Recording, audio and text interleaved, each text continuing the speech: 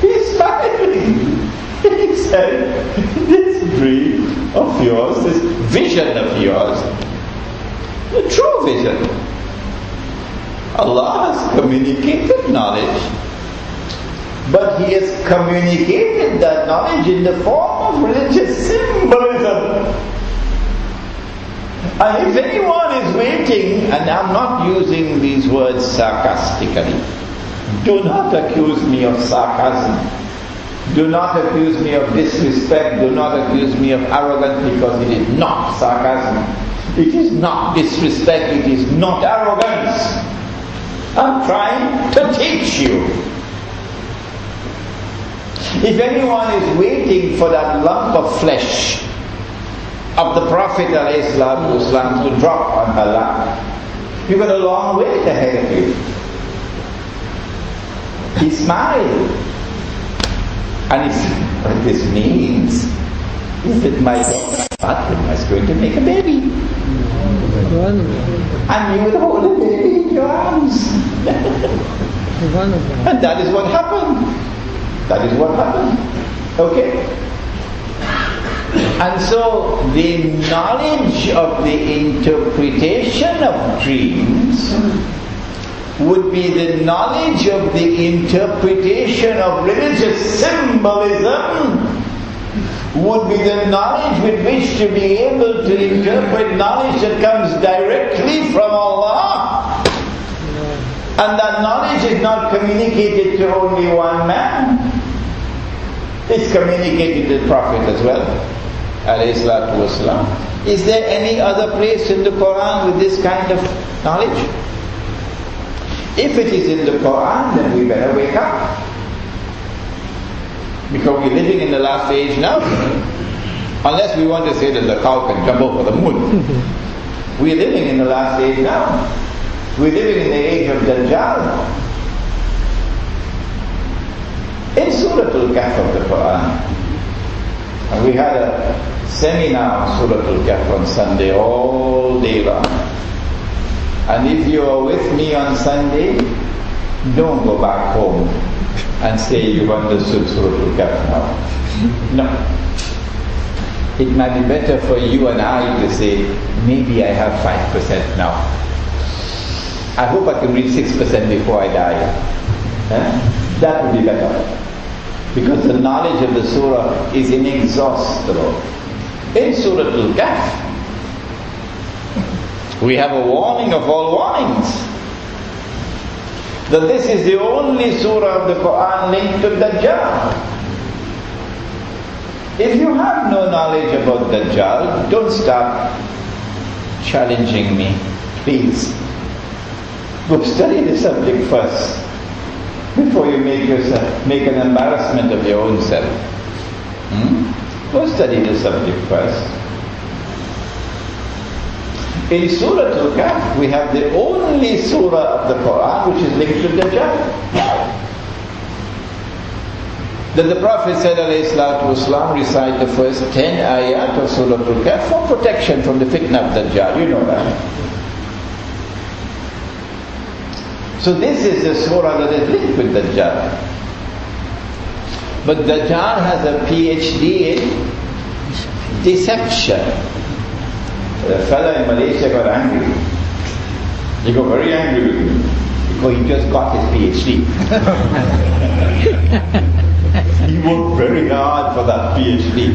So he sent an email to me. Check, don't do that again. He's in Malaysia now. Dajjal has a PhD in deception.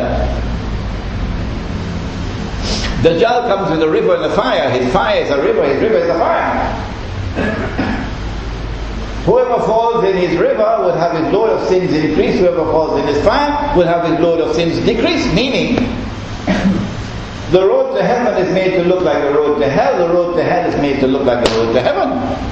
Meaning, appearance and reality are completely opposite to each other in all that pertains to Dajjal. Meaning that if you formulate judgment based on external observation alone, the appearance, the external form of a thing, Without reaching the internal substance, you will be deceived. You'll be taken for a ride. Your judgment will be wrong. And you'll declare about modern Islamic, so-called Islamic banking, for example, what you declare.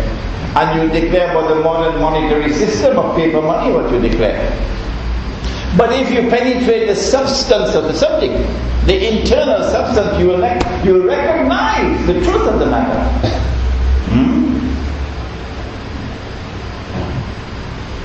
And so in Surah Al-Kahf, Allah gives the lesson of all lessons. And how beautifully He has given it. The story of Musa alayhi salam and Khidr alayhi salam, in my humble opinion, is the most important passage in the whole Quran, explaining the world today and equipping us to respond to it appropriately. What is that story? Musa alayhi salam meets Khidr alayhi salam. He wants to study from him. He wants to learn from him. Because Allah subhanahu wa ta'ala declares about Khidr alayhi salam that he is the most learned of all men. He is the most learned of all men. What makes him the most learned of all men? Surah Al-Kahf answers, وَعَلَّمْنَاهُ مِنْ لَدُنَّا عِلْمًا وَعَلَّمْنَاهُ مِنْ لَدُنَّا عِلْمًا. That I gave him knowledge directly from me, not knowledge that is acquired through the rational faculty. Not knowledge which is acquired through observation and experimentation. Knowledge that comes directly from Allah to His servant. That is what makes him the most learned of all men. And when Musa alayhi salam said, I want to meet that most learned of all men, what did Allah say? He says, take a fish. Don't ask me why, because I don't know. Might be somebody in this gathering who could teach me enough. Why a fish? Put it in the basket and travel to the place where Majma'ul Bahrain, where the two oceans meet. Where the two oceans meet. And there you meet him. This is religious symbolism. Don't take me up to the top of Table Mountain and show me the two oceans. No. Imam Baydawi, rahimahullah, he is the one who said that the two oceans are the ocean of knowledge, externally acquired, and the ocean of knowledge, internally acquired. Imam Baydawi. But when Imam Baydawi gives that interpretation, it is not binding on anyone. No, you don't have to accept it. And secondly, when Imam Baydawi gives an interpretation of this religious symbolism, Imam Baydawi has to protect himself. Only Allah doesn't make mistakes. Any one of us who gives an interpretation of religious symbolism has to accept that we can be wrong.